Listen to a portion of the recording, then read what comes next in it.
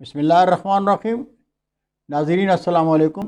YouTube ادب channel قلم قافلہ پاکستان، میں ہوں گل بخشالوی۔ گلستان سعدی سے اقتباس۔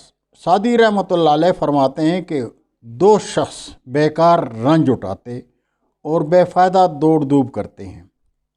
ایک وہ جس نے مال جمع کیا مگر نہ کھایا، اور دوسرا وہ جس نے علم پڑھا اور اس پر عمل نہ کیا۔ علم خواہ کتنا کیوں نہ پڑھ لو، جب تک اس پر عمل نہیں کرو گے تم نادان کے نادان ہی رہو گے۔ کسی چوپائے پر اگر کتابوں کا بار لاد دیا جائے تو وہ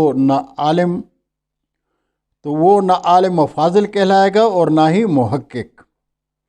اس بیچارے نادان کو کیا خبر کہ اس پر ایندھن لدا ہے یا دفتر علم۔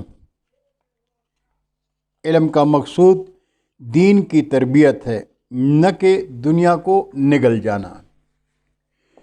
علم فروش عالم اور زہد فروش زاہد کی مثال اس شخص کی سی ہے جس نے خرمن جمع کیا اور پھر خود ہی اسو جلا کر راکھ کا ڈھیر بنا ڈالا۔